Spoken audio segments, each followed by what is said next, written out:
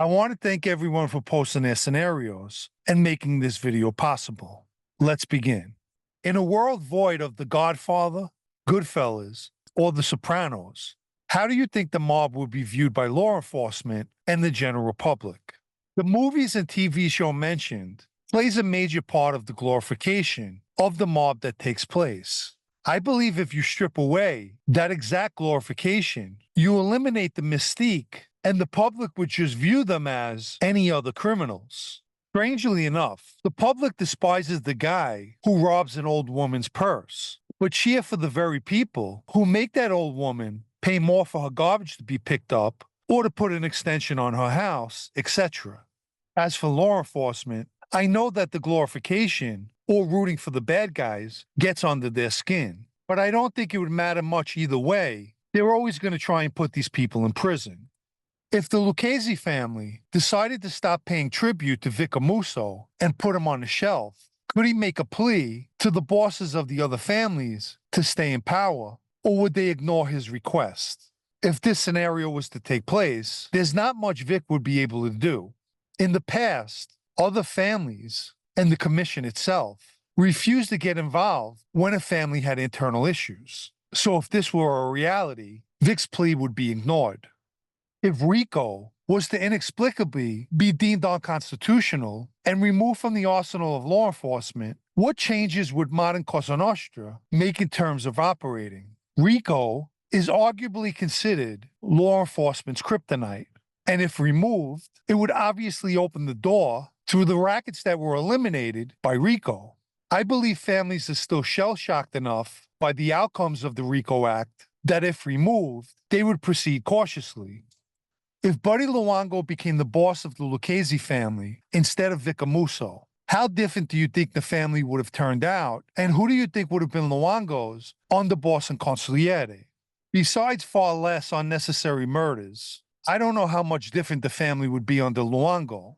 Initially, Vic and Gas was going to hold administrative positions alongside him, but if he had his choice, I'm sure that he would pick Bronx guys like Sally Bowe or possibly Michael Salerno.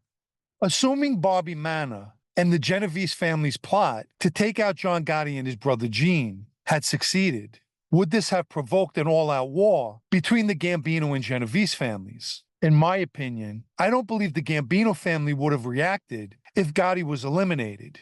The family members knew that he took Castellano out without commission permission, and his murder would have been considered part of the consequence. I believe the Gambino family would have been more interested in putting a new boss in place.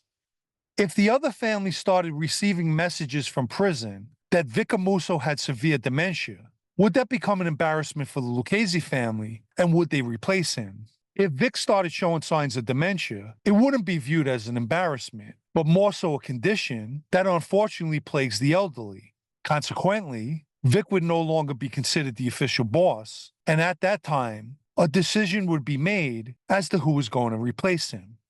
If Al Diako was never made captain or acting boss by Vic Amuso, which would eliminate the number of convictions in the 1990s, how would that have changed the course of the last 30 years within the Lucchese family? I believe if Al Diako was not put in those positions and not be able to obtain a wealth of information, and more importantly, had the Lucchese family not labeled Diako, then naturally there would have been less people convicted, whether by pleas or trials. The Lucchese family had a pattern of spilling their own milk and pointing the finger at other people. If the Lucchese crews were asked by Gotti to join him with the hit on Castellano and Bellotti, how would that have went? This scenario is totally unrealistic. The Gambino family would never need or extend an offer to the Lucchese family. They were capable of handling their own business. The Lucchese family, as history has shown, was not a John Gotti fan, so much so that they tried unsuccessfully to blow him up. If Vic Amuso died in the early 2010s and Matty Madonna became the official boss of the Lucchese family, how different would the family be today? Would Matty still have the boss position, or would he have passed it down to someone from the Bronx? I couldn't tell you how different the family would be, although Matty as an acting boss was very greedy. So I don't think it would be any different with him as the official boss. Matty was someone who looked out for his own pockets. Also, Matty, much like Vic, would be unwilling to give up the official position and step down, and would be expecting money to be kicked up to him while he's in prison. If the Brooklyn faction of the Lucchese family had to go to war with the Bronx faction when Mikey DeSantis took over as the acting boss, who do you think the other captains and crews would have aligned with, Brooklyn or the Bronx? The majority of those crews, without question, would be aligned with the Brooklyn faction. With the elimination of key people, there wouldn't be need of a war. It would be more like shooting fish in a barrel. If Joe Waverly told Tommy Schatz that Ralph Doles was a cop, do you think he would have kept it a secret from Calabro and Saraceno? What would have happened if they refused and instead killed Joe Waverly? If Tommy Schatz did know Doles was a cop, I don't believe he would have said anything. And if Calabro and Saraceno found out and instead killed Joe Waverly, the Colombos, without question, would have killed both of them. The following scenarios were ones that were sent to me by other means rather than YouTube. Let's say the Bananos decided to shelf Mikey Nose and sent a message to Joe Camarano that they wanted him to come back as their official boss. What would happen? Well, if hypothetically the Bananos took Mikey Nose down, I believe, and I could be wrong, after seeing firsthand what the mob has become, I think Joe would respectfully decline, but that's just my opinion. A member goes to the FBI and tells them that he wants to cooperate, but wakes up the following day with a change of heart. How do you think that would play out? He would definitely break the hearts of those agents, and they would more than likely try to indict him on something, and also use the fact that he came to them against him and try to manipulate him. These are people who try to get what they want at all costs. If you haven't liked this video yet, please do, as it helps with YouTube's algorithm.